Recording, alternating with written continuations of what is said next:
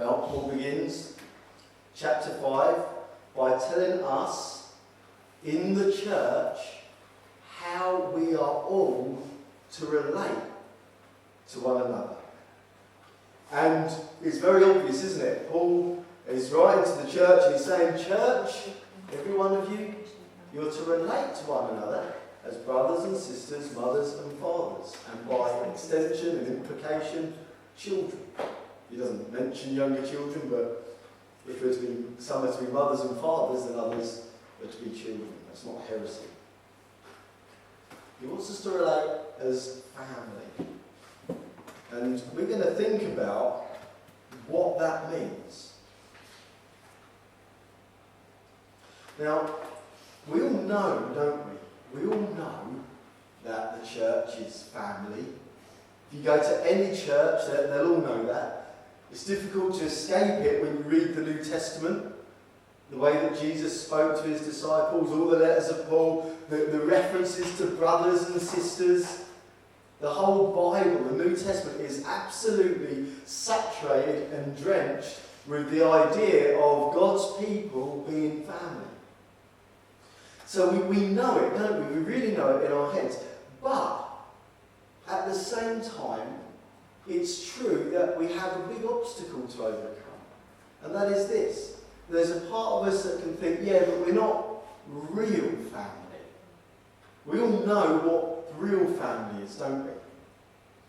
And that is an obstacle for us to overcome. This idea that we have our real family and then our church family, which is a different thing. It's not really family, not like real family. And I want us to think about that and help us with that. You see, the reason that we're to relate to one another as family is because the relationship between brother and sister, fathers and children, children and fathers, as Paul writes, is intended to be relationships of love. I mean, it's an obvious thing to say, but it's true, isn't it? That's what Paul has in mind. He wants us, as God wants us, to love one another. And so it's very important that we overcome the obstacles, the psychological and the emotional obstacles. So let me say this. You may not feel like the church is your real family, but you do know, we all know, that the church is really God's family, right? You know that, yeah? And this is true also, isn't it?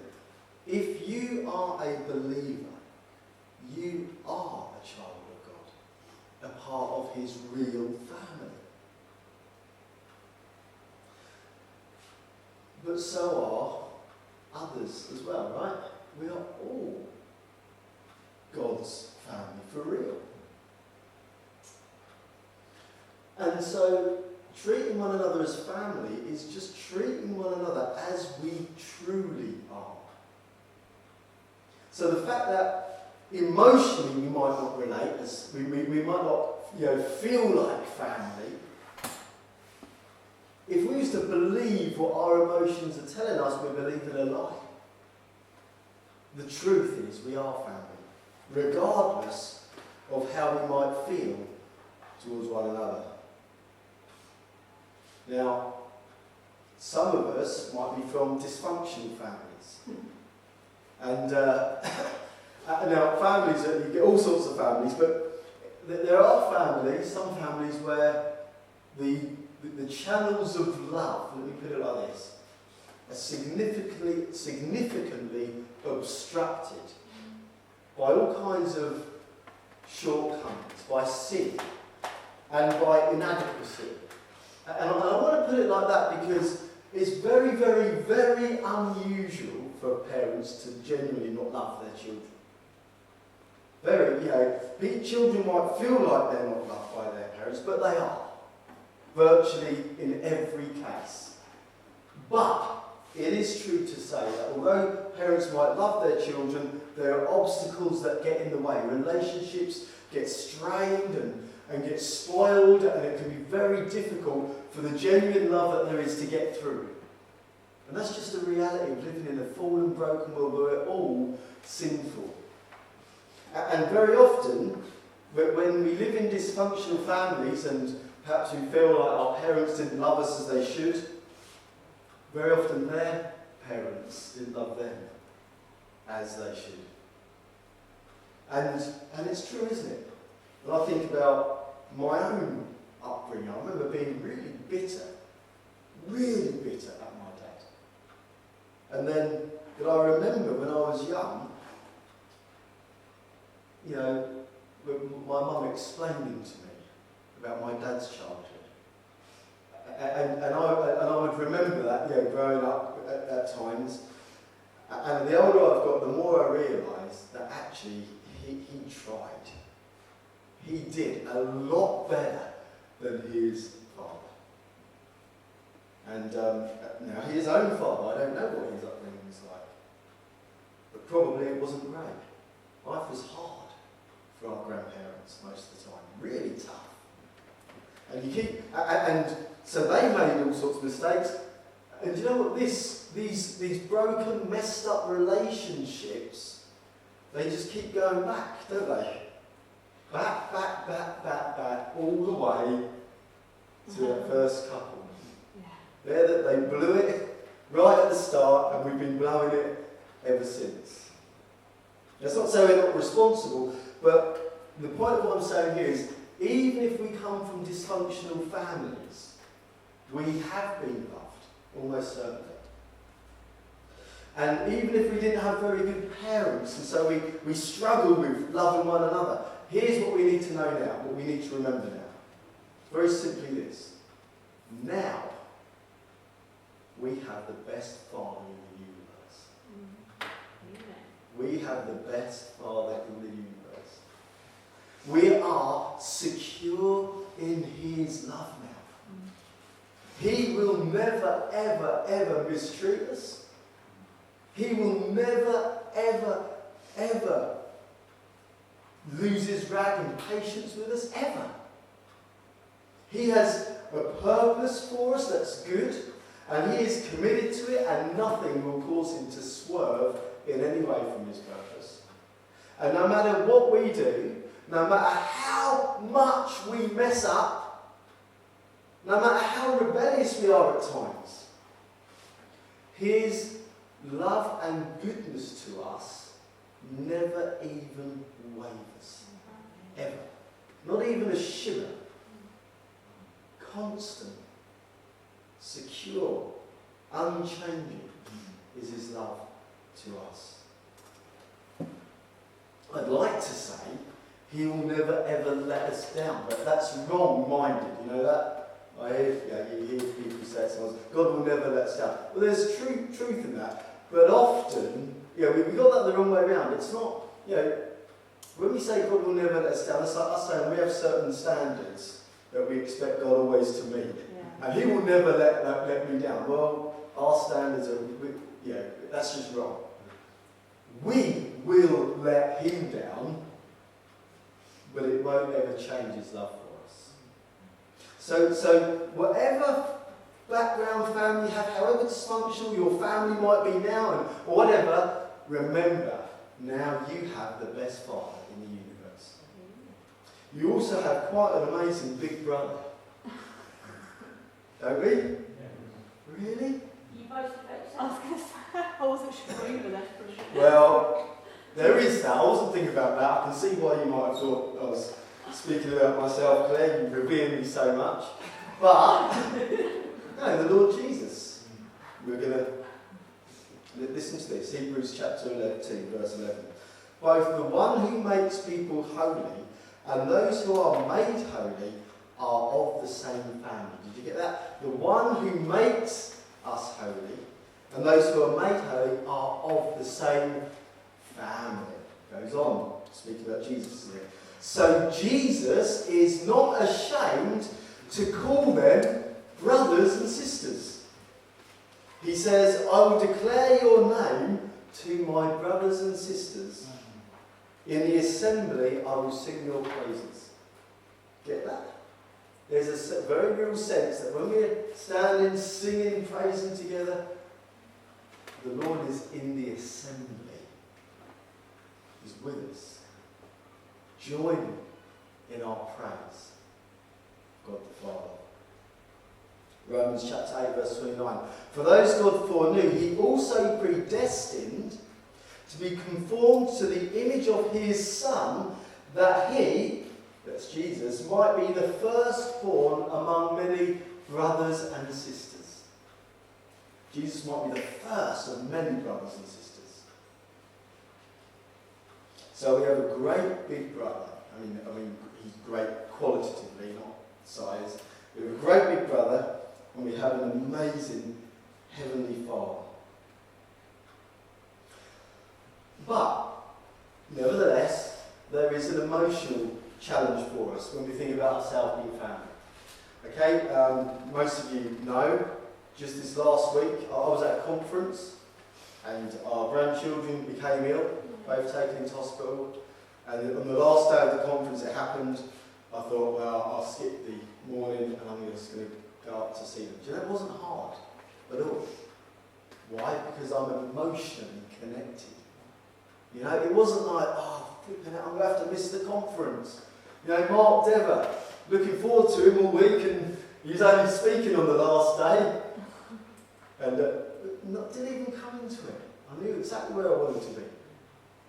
And, you know, I couldn't really get there quickly enough. Why? Because I was emotionally connected to the little boy and the little girl in the hospital, and to their parents. But I'm not emotionally connected to all of you in the same way. And you're not emotionally connected to me in the same way. I'm not saying there's no emotional connection. But there's a difference between, you know, kind of natural family and spiritual family. In your natural family, okay, you have history. You're related historically. In other words, you know, you're involved in each other's lives from the get-go. You are related geographically. There's a proximity, isn't there? You live with your brothers and sisters. You live with your mum and dad through all your most formative years, right? When you're very young, you live with one another. And so emotionally, you're invested in a way that we're just not invested in the same way with one another. But you know, all that means is the motivation for us being committed to one another's brothers and sisters is different. The motivation for me, you know, wanting to get to London to be there, that was emotional, largely emotional. You know, wanting to go and give them support and be there and encourage them. But we're not motivated quite the same way with one another. But the obligation is nonetheless just as important and just as real. And so we're going to be thinking about what is it that should motivate us. If it's not emotion, sometimes, you know, there's emotional connection with one another is to some degree, but not as strong. We all know that, naturally speaking. But emotion isn't the main driver for our connectedness. Emotion isn't the main thing that should cause us to be there for one another, to love one another. So what is it? Well, we're going to read a few verses from the scriptures. And as I read these verses, it was good for me to learn this at a fairly young age as a Christian. The Bible talks about the way that we relate to one another really in just two ways. Either we love one another, or we hate one another. Nothing in between. Okay? The Bible never says, you know, love your brothers and sisters. Those that you really don't, you know, get on with very well, at least, you know, like them a little bit. It doesn't. You love them, and if you don't love, you hate. And you might say, I don't actually, you know, Julie and I don't really. There are some brothers and sisters I don't really have much time for. In fact, I don't have any time for them. And but I don't hate them. Well, to be indifferent to our brothers and sisters is a passive form of hatred. If you have a brother and a sister who's suffering and we feel indifference towards them, that is a passive form of hatred. to not care, really. That is hatred. It's to despise our brothers and sisters. The Lord hates that when we don't care for one another. So, understanding that we are to love one another, and the only alternative is to hate one another, either passively or actively. This is what it says in the scriptures. We're going to read a few. This is from 1 John. We're going to read a number of scriptures, and then I'll comment a little bit as I go, and then I'll round up at the end of reading the passages I'm reading. 1 John chapter 1. This is 1 John chapter 1 from verse 9. Anyone who claims to be in the light, but hates a brother or sister, so that includes being indifferent towards them, is still in the darkness. Anyone who loves their brother and sister, that is speaking of God's love, lives in the light, and there is nothing in them to make them stumble. But anyone who hates a brother or sister is in the darkness and walks around in the darkness. Chapter 3 of the same book, verse 1. See what great love the Father has lavished on us. Here you see the connection. That we should be called the children of God. And that is what we are. 10. This is how we know who the children of God are and who the children of the devil are. Anyone who does not do what is right is not God's child, nor is anyone who does not love their brother and sister. Verse 16. This is how we know what love is. Jesus Christ laid down his life for us, and we ought, that word's going to come up again in a minute, to lay down our lives for our brothers and sisters. And I'll just pause there. Okay, so this 1 John chapter 3 verse 16. Okay, it says this, I'll read it again. This is how we know what love is. Jesus Christ laid down his life for us, and we ought to lay down our lives for our brothers and sisters. And then verse 23. And this is his command, to believe in the name of his Son, Jesus Christ, and to love one another as he commanded us. Now, again, just to pause there, therein lay the obligation to love one another. We've been commanded to. We'll think a bit more about it in a moment. 1 John chapter 4 verse 7. Dear friends, let us love one another. Why? For love comes from God. Everyone who loves, that's with God's love, has been born of God and knows God. Whoever does not love does not know God, because God is love. And this is how God showed his love among us. He sent his one and only Son into the world that we might live through him. This is love. Not that we loved God, but that he loved us and sent his Son as an atoning sacrifice for our sins. Dear friends, since God so loved us, we also, here's the obligation again, we also ought to love one another. No one has ever seen God, but if we love one another, God lives in us, and his love is made complete in us. And then verse 16, God is love. Whoever lives in love lives in God, and God in them. This is how love is made complete among us, so that we may have confidence on the day of judgment. In this world we are like Jesus.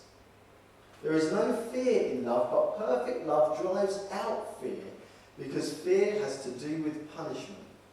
The one who fears is not made perfect in love. We love because he first loved us. And whoever claims to love God yet hates a brother or a sister is a liar. For whoever does not love their brother and sister whom they have seen cannot love God whom they have not seen. And he has given us this command. Anyone who loves God must also love their brother and sister. You've probably heard people say this before. You don't have to go to church to be a Christian, do you? Well, it's pretty difficult to obey the most important command of all without being part of a church, isn't it?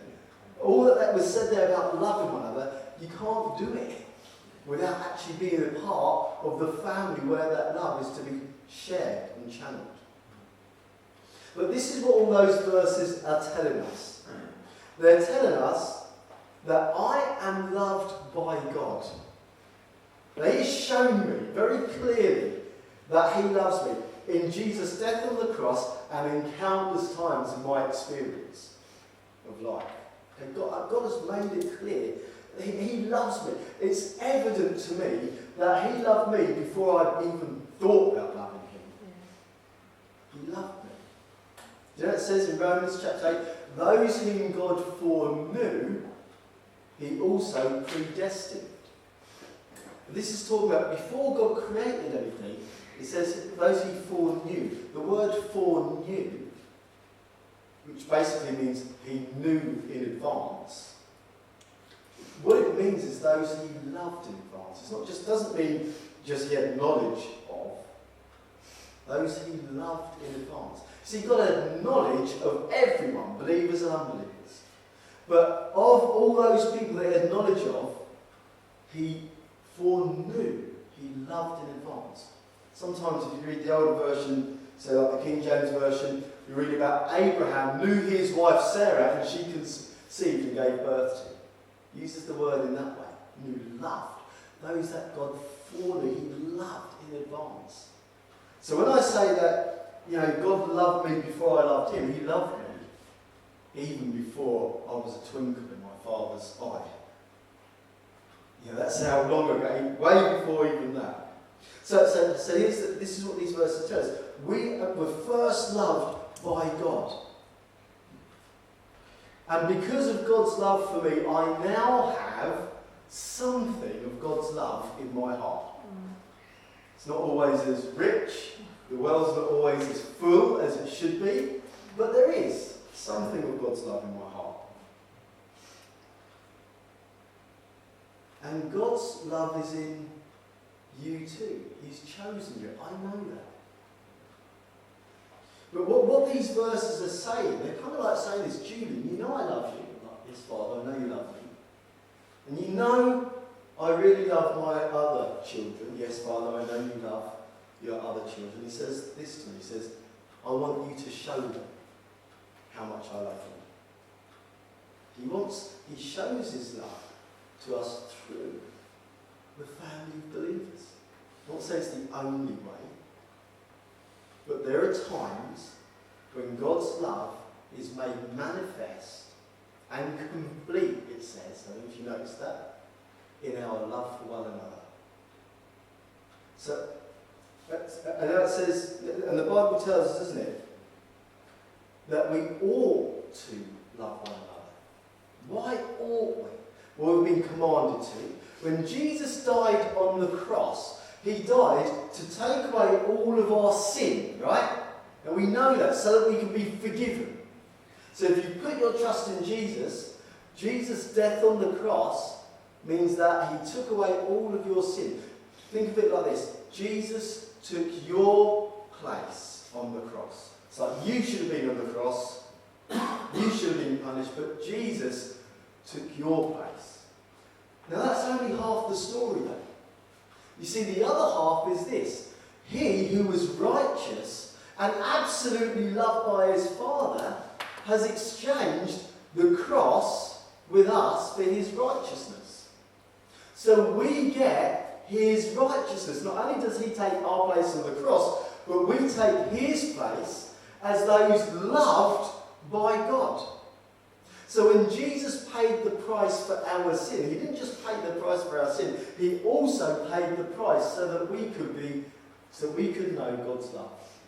It wasn't just to take away sin, but that we might know the love of God. And that means this, that if you've trusted in Jesus, if you've repented of your sin and all those things, it means you are owed God's love. It's not an option for God. He is bound Himself through the cross to love you. It's not something that He can now change His mind on. He has bound Himself voluntarily, willingly, in the covenant that He made with His Son to love every one of us. That's good news, isn't it? He's bound to it. Therefore, you are owed the love of God. And that means I must give you that love. The love that God has given me, He didn't give for me just to keep to my little old self, but to give away. I owe you. Leave no debt outstanding, the Apostle Paul says, except the continuing debt to love one another. See, we owe it. It's a debt to love one another. You know, I just want to underline that. I owe you God's love. It's not mine to keep. You owe me. We owe one another God's love. It's a debt that we will be paying all our lives. Let me read to you the rest of that verse. It says, this is from Romans chapter 13, verse 8. Let no debt remain outstanding except the continuing debt to love one another, for whoever loves others has fulfilled the law. The commandments, you shall not commit adultery, you shall not murder, you shall not steal, you shall not covet, and whatever other command there may be, are summed up in this one command: love your neighbour as yourself. Love does no harm to a neighbour, therefore love is the fulfilment of the law. Now there, in what Paul says there, he takes the principle of loving one another and extends it to people out there, because God loves lost people as well. But you notice, if you've got it in front of you, that he says, he speaks of this debt though, the debt isn't to people outside, the debt is to one another. Therefore, let no debt remain outstanding except the debt to love one another. And that extends then to unbelievers. Oh my goodness, we're almost out of time.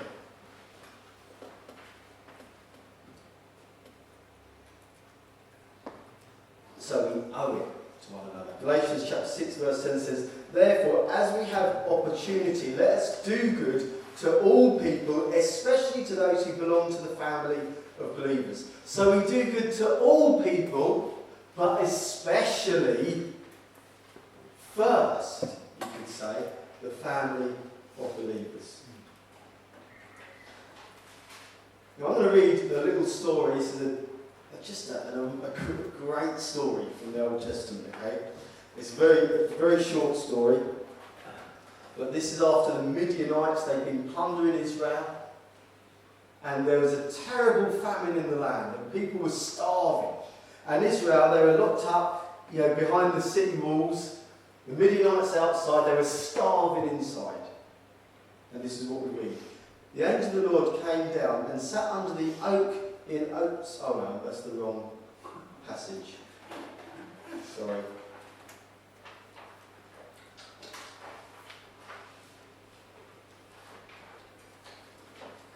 Oh, I'll tell you the story. It's from 2 Kings. I think it's chapter 11, it might be. But what's happened is there are 2 destitute beggars, basically. There they are, they're about to die. And they say, if we stay here, we'll die. Let's go down to the camp of the Midianites and give ourselves up. If they kill us, well, we die anyway. But who knows? But we've got more chance there. And so they go down to the camp of the Midianites. And do you know what they find when they get there? The Midianites are gone. God has somehow caused total disarray among the Midianites. They thought they were being attacked. They've all fled. And they've left all their tents filled with riches and food. And so these beggars, they're like little children in a sweet shop. They're absolutely loving it. And then they are eating. They get all these treasures and these robes. They take them back and they go back for more. They're stocking up. And then one of them says to the other, it's not right for us to keep this to ourselves. Let's go and tell. I can't remember what it says, but basically God's people. And so they go and tell God's people. And that's a great picture, a wonderful picture of the love of God. We found this love, and we're not to keep it to ourselves. Now, some very quick instructions. I'm going to give instruction in two areas, because that's what Paul does. He says, doesn't he, chapter 5, verse 1, do not rebuke an older man harshly, but exhort him as if he were your father. Treat younger men as brothers, older women as mothers, and younger women as sisters with absolute purity. So he gives extra instruction about sisters and about fathers, doesn't he? And we're going to think about that. Though these things affect all of us. So, very quickly, he says, do not rebuke an older man harshly, but exhort him as if he were your father. So we're to treat older folks in the church like fathers. Now, this is quite a radical thing. Let me read you some words from the song written by Bob Dylan in 1964. Bob Dylan was 23 years old. He was a young whippersnapper. And I don't know if you've tuned into, there are all sorts of things going on in the political world right now, but one of the things you may have picked up on this is that there's a kind of an idea that's been circulated among various people that we should have another referendum. I'm not meaning to get political here, but it's the reason why I say we should have another referendum, because the younger generation have to live with this decision of the older generation, and they would vote differently. Let them have a say. Now and the subtext to that is this: those older, dyed-in-the-wool, stiff, narrow-minded generation, what do they know? It's the youth, they're the ones that know, the young people. Listen to these words. This is Bob Dylan's song. The times they are a-changing. Come mothers and fathers throughout the land, and don't criticise what you can't understand. See the total disrespect to the older generation. Don't criticise what you can't understand. Your sons and your daughters are beyond your command. He thinks that's a good thing. Your old road is rapidly aging. Please get out of the new one, of the new road, if you can't lend a hand. The times, they're changing. It's the subtext even of our generation. Those of us who are young, we've got one or two younger folks in here. Listen, that is the complete opposite to what Paul is saying. The Bible tells us, one of the 10 Commandments, 5th command, honour your mother and your father. Honour them. And here, he says, treat older people as mothers and fathers. Why does he say, don't rebuke an older man harshly? Well, the word for old is exactly the same word for elder. You see, we should respect the older generation. We should have a high respect for them. And that doesn't mean, and this is where we come to some of the emotional side of things, it doesn't mean that they are worthy of the respect in the way they might be behaving. There's a reason, Paul says, don't rebuke them harshly. He's not saying don't rebuke them. Sometimes they are unworthy and need rebuking. But he says, don't rebuke them harshly. Exhort him as you would a father. In other words, you address those issues with the utmost reverence and respect. Something that's lost in our generation.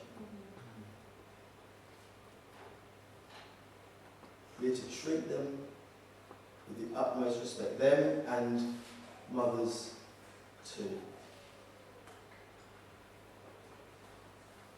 We don't share with the world in its attitude there. Parents, raise your children to respect the older generation. I've got a vested interest in that, with my grey hair increasing and everything else. But the words for all of us again, those of us who are parents of younger people, he says, treat younger women, write to young Timothy, as sisters with absolute purity. I've got to do this quickly. Listen, I'm just going to have to sum this up very quickly, okay? You're going to have to work out the details for yourself. What Paul is saying there is we treat younger women as sisters. And this is really important, particularly raising our children. And here's the reason why. We've all seen, I'm sure, in the church, not necessarily, I'm not talking about this church, we're small enough to not really see much of this sort of thing, but certainly bigger churches where young guys are dating young girls in the church. They date one girl and then they date another. Now I'm going to talk about guys dating girls. It works both ways, okay? So it's just otherwise I'm having to qualify the statement every time I make it. So think both ways. And in their dating, if they're good Christians, it's like, oh, we can't have sex. That's off limits. We know that. But petting, they think it's okay. It's not. It is not okay. It's wrong. Because we are to treat sisters with absolute purity. Treat them as sisters. I had sisters. I can tell you, there was never going to be any petting going on. And if there was, and it's even hard to even talk about it, my mum and dad would not be okay with that, right? And we shouldn't be okay with it, the younger generation. It's wrong. Very wrong. Listen, for all of us, when is it appropriate for a young man to begin to treat a young woman differently to a sister? I'll tell you when they're going to be married. Certainly not before. Because before that point, no matter how much they might like that person and be emotionally, remember we're not motivated primarily by emotion, but no matter how emotionally they may be drawn, no matter how attractive they might find that person, if they're not committed to marriage yet, she's still a sister. And maybe they won't marry her. And what is okay in those relationships? I think it's quite obvious. That which is for your wife is only for your wife. So you don't go give it. You might say, well, what about holding hands? Well, would you be cool with it if I was sitting down here holding Claire's hand? She said, you don't have a seat next to you. Right, how weird would that be, right? There'd be major problems. George would have a problem with it. Claire would have a problem with it. It's wrong, isn't it? Okay, that belongs to my wife. And you might think, well, Julie, you're just being a bit stiff about this, a bit strict, and maybe you'll think that. Where does it say that in Scripture? Well, it says it here, doesn't it, really? Treat younger men as brothers, older women as mothers, and younger women as sisters with absolute purity. So that means living a single life until you're going to get married. Living as a single person until you're going to get married. When you come to a point, and this is, for those of you that are older, we've got Leon in the room and a few couple of others at the back there. Those of you who are raising children, or if you're growing up in the church, you are single until you're going to get married, okay? There is no in-between. And so when you get to an age where you think, okay, I've finished my education or whatever, I think I'm ready for marriage now. Then you begin to think about dating people. I could give more instruction. I'm going to give you a bit more instruction and then we'll close. I'm sorry we've gone out of time. So here's some basic instruction about dating. Okay, everyone needs to know this, okay? Because you're going to have to advise people and teach them, okay? When they get to a certain age, they don't even think about dating girls and boys while they're young teenagers. It's not for young teenagers, okay? They should do what boys should do and girls should do all the rest of it. But when they get to a point where they think, I want to marry, I'm at a point now where I'm ready. Well, here's what the young man should do. If there's someone he particularly likes, well, you begin to spend more time with that person, getting to know them, in a group, by the way, to begin with. And if as you get to know them, you might realise, actually, this isn't the person for me. And you know what? You treat her with absolute purity like a sister the whole time. Or it might be that, I think I would want to be with this person. So what do you do next? well then you spend one-to-one time with that person in public places, not swimming pools. Probably not a good idea, okay? But public places where you can really get to know one another, and it's safe. When I say safe, look, it's very difficult, isn't it, growing up, especially for boys, 20 times the amount of testosterone as girls. So you've just got to be wise, know yourself. And when you come to that decision that this is the person for me, you ask them to marry you, and if they say no, you've treated that person the whole time as a system of absolute purity. If she says yes, then you begin the marriage. In the Old Testament, marriage began with betrothal. The engagement was the first step in marriage. So once people were betrothed or engaged, if they wanted to break it off, they had to get a divorce. They had to get a divorce. What? Betrothed, engaged. That's what they used to call it. Okay? So what I'm saying is this. Once you're engaged, you know you're going to marry this person. Well, I don't know, I'm not going to spell out where to draw the lines here and now. But certainly, certain things become reasonable. Holding hands, the sort of thing, those sorts of things, there's obviously nothing wrong with that. Okay, but I don't want us to kind of finish there. The point of all this is this. We are to love one another with the love of God. With absolute purity, which respect the older generation. We owe one another God's love.